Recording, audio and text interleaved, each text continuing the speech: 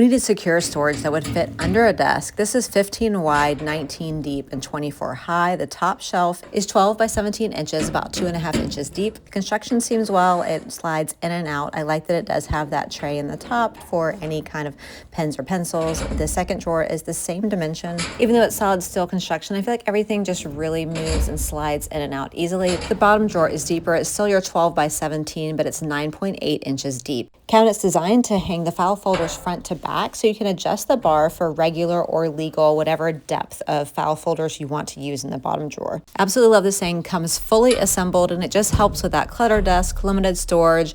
You can secure your documents and no more bulky filing systems. It does have wheels on the bottom. The front two lock in place, so when you get it where you like it, you can secure it.